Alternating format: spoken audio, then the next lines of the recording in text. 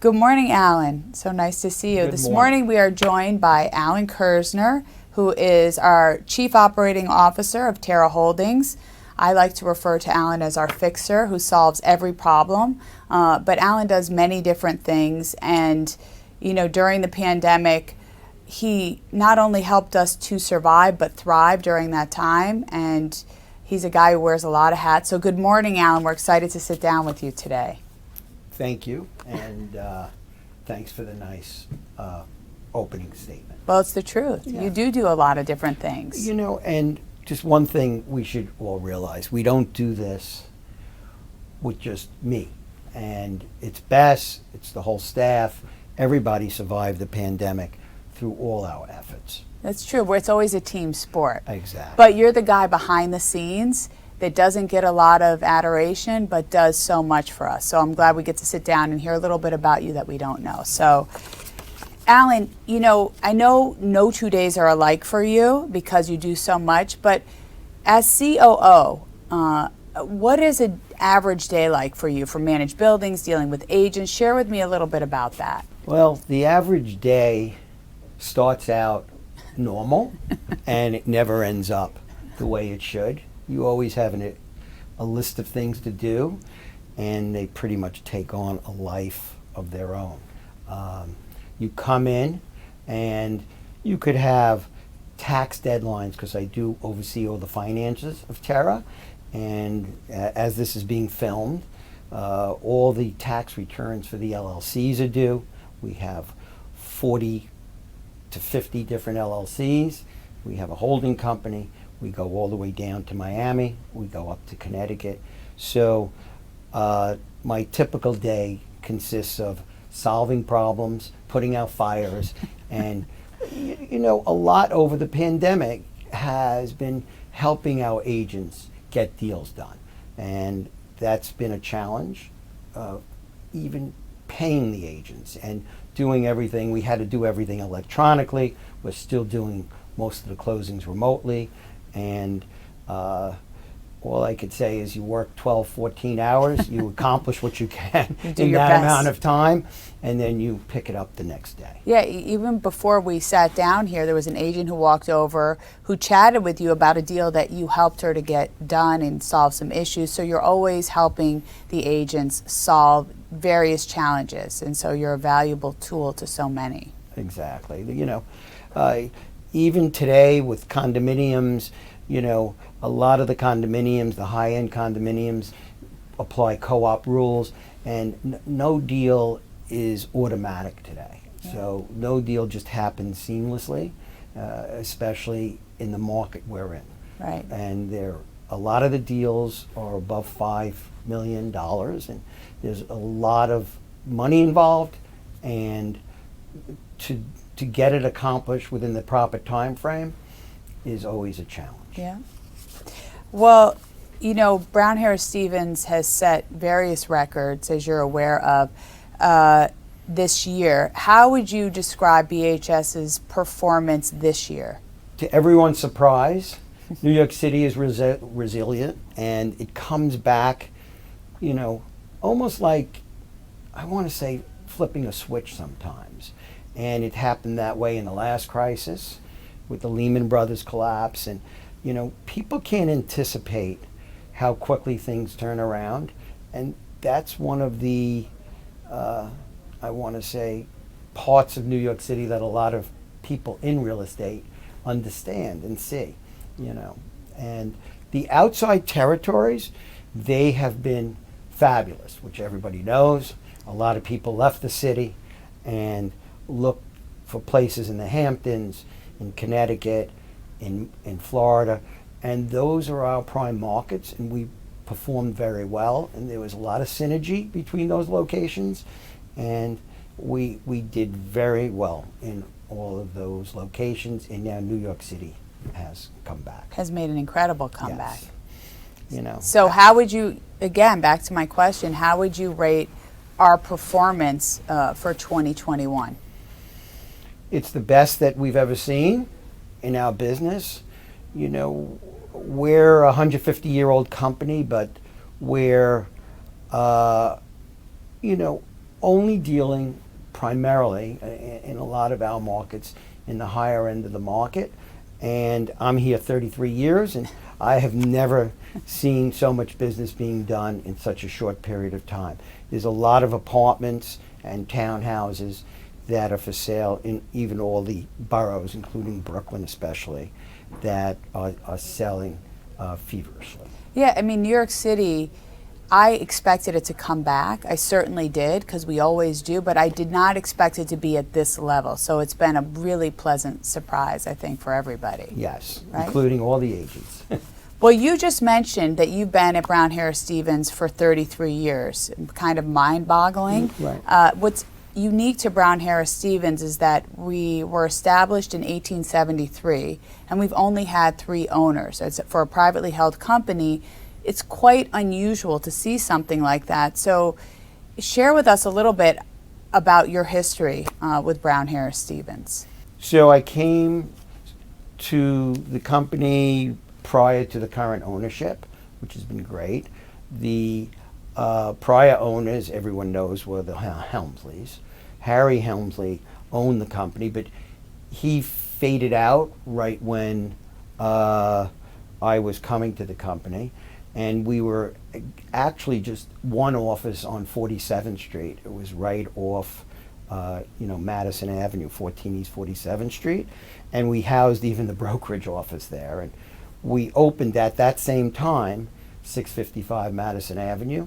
And that's where we all set up the brokerage operation, because our brokerage operation was housed on 47th Street. And from there, it's just been a fantastic journey. We started out with a small group of agents. There were maybe 30 agents, and now we're 3,000 agents.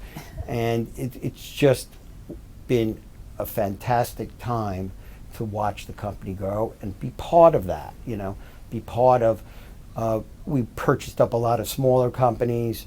We purchased Edward Lee Caver along the way. We purchased John Pickett. There's been so many. Well, yeah, but that's in Palm Beach. It even came later. And, and of course, we purchased Halstead. And because I work on the terror side, so I'm global through the whole company. And we built the business from pretty much a very small operation to probably the largest privately held company in the country. Yeah. There's not many privately held companies. And as you said, we've only been 3 owners. And the first owner really just used it as a conduit for converting his buildings. The Helmsleys owned all these buildings. We would convert the buildings. That's how he met Leona. Leona then became his wife. She was a broker in one of the buildings where we had an exclusive on.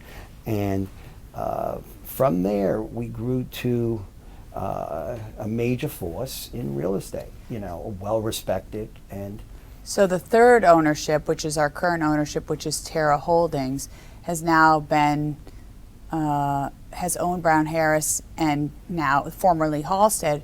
Together, it's been 25 years. Yes. Correct? So. Yes. It's been a pleasure working with them. We accomplished so much in 25 years. It sounds like a long time, but it goes quick. It is a long time. It goes quick. So I had jet black hair at that time. I have photos. I'm going to ask Matt to show a photo. I've seen the photos of you in Hall, and Hall had hair. Yeah. Those photos are really, those are fun to look at. And Roger Tuckerman, those photos give me, they're really great to look at. And what's unique about the company, I think we have more mother and daughter teams, fathers, father, son have, teams than any other company. We're privately held, but we're like a family here. So, and once you're here, you're generally what I call a lifer. In accounting, it's the same way. We've had many of those people for many, many years. The management business goes back at the same time the brokerage business does. And there's been a lot of synergies there. And great synergies. Great synergies. So what would you say is, in store for BHS in the future? What are the plans in your vision? we're going to have targeted expansion in the future. We should probably expand a little bit more between Miami and Palm Beach. In Florida, we should have a little bit bigger footprint. And in upstate New York, we're going to be looking to expand there towards Rhinebeck and some of the other areas. That in Hudson Valley, we just have one office.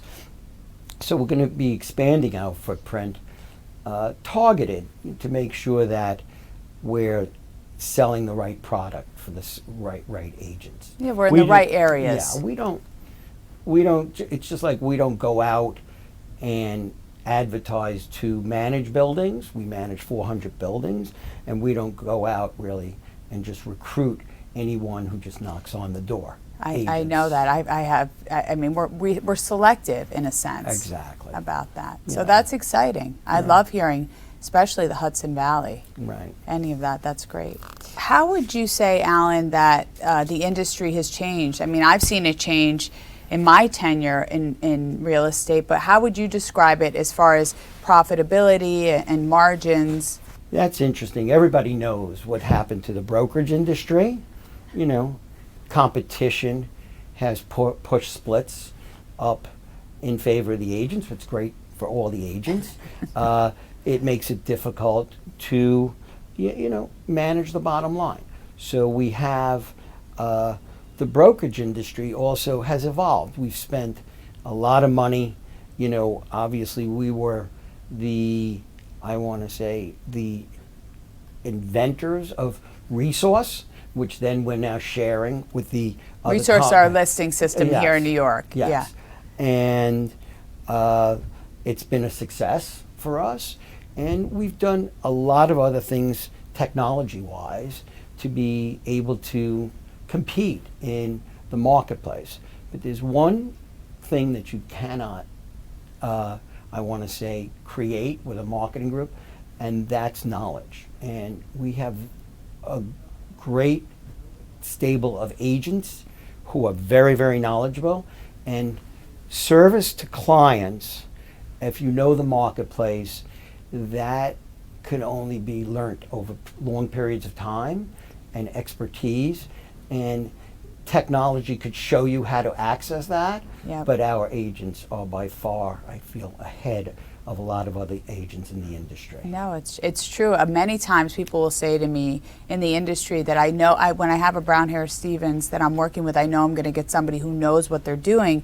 And many times in other firms, they just hire. They don't care. They don't screen. They're looking for a one-off deal, and Yeah. whoever hits the bullseye, gets a listing. But you have to know how to market it, and you have to know how to price it, and that's why you have so many teams here of the siblings have gone into the business because of our reputation and what we have to offer. It's true.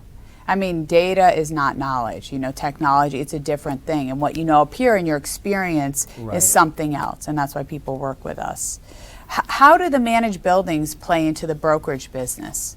Well, the agents, are able to call managers, are able to do things, because to sell in New York City and to sell properly, you have to understand what a local law 11 is, what the new green laws are, and we try to share knowledge with the managers and the agents so that they're knowledgeable about even financials and balance sheets. And people have to know how to understand the makings of financial aspects of the building itself. It used to be much simpler. Yeah. But now even the modern post-war buildings, the mechanicals, you have to have a resident manager. He's not called a super, that understands and has a various slew of licenses on how to run a sophisticated building. And the agents are able to obtain some of that knowledge through our managed buildings. Yeah, it's sort of information sharing, which is very helpful. And sometimes we can get answers to things, and I have found it to be, sort of like a superpower, especially during the pandemic. I had people from other firms calling me asking, for help and assistance on things. So we're very fortunate to have that synergy with the managed buildings. Yes. Even though there's frustration at times. There's frustration because everyone really has to understand it's third-party management. I know a lot of the presidents, the treasurers of the buildings only because I've been doing it so long. And they have their own guidelines and rules. And we can't set those rules. We have to just follow the rules.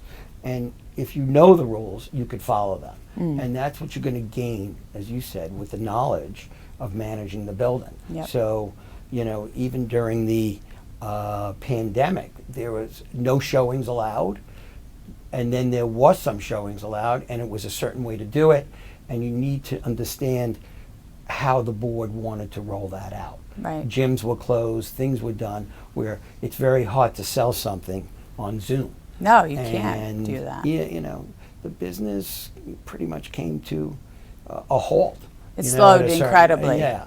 So it's great that we're back again selling. Yes, I agree with you. Do you have any stories or any experiences you want to share? It doesn't have to be just anything. Well, the one story that'll come in mind that's not really only centric to New York. It's, during the pandemic, it was like a light switch. And you threw it off and all of a sudden you were quarantined, you were home. And I had to figure out how to run the company.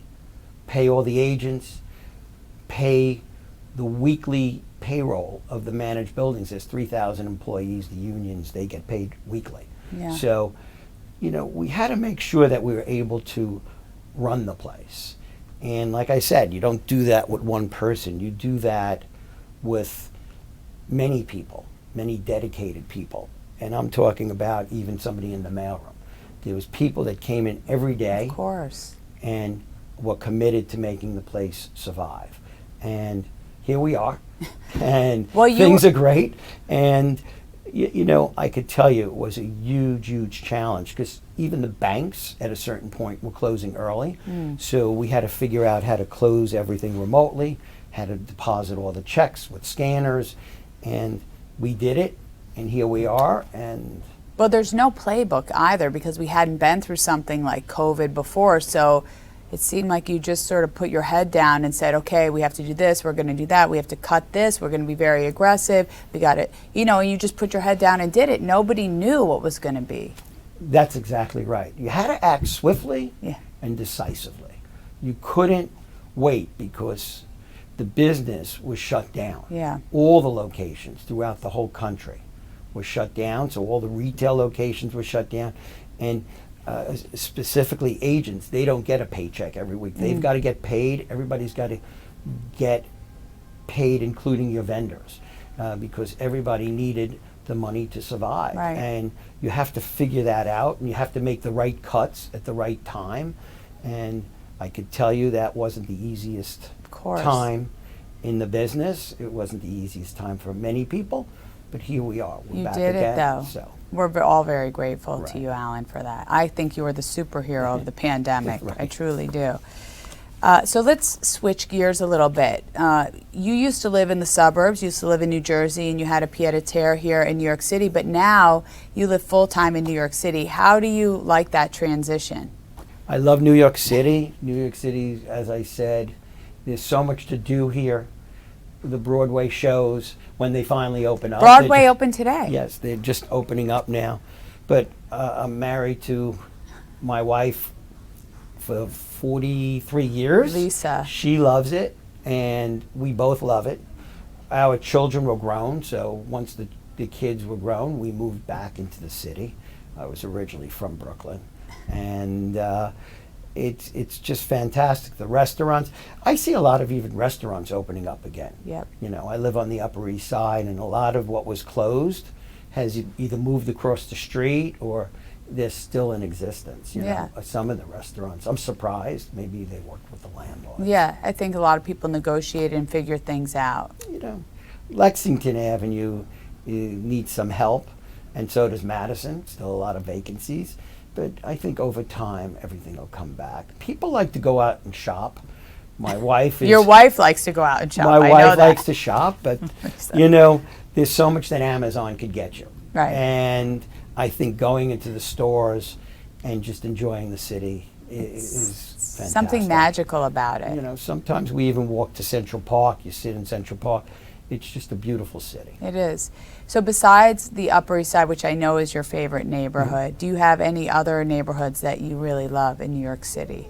I do like the West Village. The West Village, I like the stores there. They're not chain stores. They're mom and pop. Yeah, they're mom and pop, and they're really boutique-y too. Yes. You know, some stuff that you just can't get. It's special. At, you know, Saks or Bloomingdale's. It's special. You could go down there, you walk around, and we like doing that. We like having brunch at one of the local restaurants, and you know. It's got it's got a fun vibe too. Yeah. There's the rice pudding store. I don't know if you've ever been there. I have not. Yeah, so it has all the different rice puddings. Oh, that's good. And who's ever visited there, you should try that sometime. There's lots in New York City. There's something new to discover, I think, every day. And Right. Alan, congratulations, because you're newly a grandfather. You have two new grandchildren, one Levi and Lily. Yes. And Jeremy, who also works here for Brown Harris Stevens. So congratulations. Thank you. Alan, who are some of your mentors? You know, I think about that a lot, and my mentors are really not one person. I could talk about ownership as being my mentors because they gave me the opportunity. It's been a fantastic journey. But I find like even you, Bess, and all the agents, you know, are mentor. Because what's the meaning of a mentor? Somebody who teaches you and shows you new things. And every day I get up, I learn something new. I find the agents so knowledgeable in New York City. Incredible. They understand. In all our regions. I mean, think about Connecticut, Palm Beach, all of our regions. Yes, I New agree with you. New Jersey, everywhere. In Florida. Connecticut, in Palm Beach, in Miami. There's so many interesting people that I've met over the 33 years that I don't have like one mentor that I could just say, well, he showed me exactly what to do.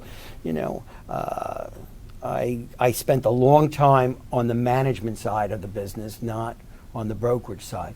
So I have found that very helpful in showing me how to do deals and how to put together things by understanding the balance sheets of the co-ops and the condos and now of Terra Holdings. It's been a long journey with a lot of different people. You sound like you're an eternal student, Alan, of life. And so, and I call you, I would say you're truly a mensch and somebody who helps us every day with everything that we do. We're really lucky to have you here at Brown Harris Stevens. And I just want to say it was not easy for everybody who's watching this to get you in this chair because you're just too busy. You have a million things going on. So for you to take a little bit of time out of your schedule to sit down with me so that the agents can see a little bit about who you are, you know, it's really special to us because I almost dragged you here. It wasn't easy. You didn't want, so I appreciate it. I just, you know, I love my job. Maybe I work too many hours. You work on Sundays. You go in the office and work. Well, I work too many hours. Everybody knows that. But I enjoy what I do. You don't work a lot of hours unless you enjoy what you do. It's not work, if it, you know, because it's really like you love it. You know, most importantly, I enjoy helping people. You know, whether it's doing a deal or doing something that's a little bit out of the business world. You know, that is what it's all about. Well, that's why I call you the fixer, because you do fix every problem. You're a solution-driven person. So, Alan, thank you. See, wasn't this fun? A little bit fun? I wouldn't call it fun, but hopefully I got a clear message across on what we do and what we're about. Yeah, and you're fantastic, Alan. Thank you so much. Thanks. Bye-bye.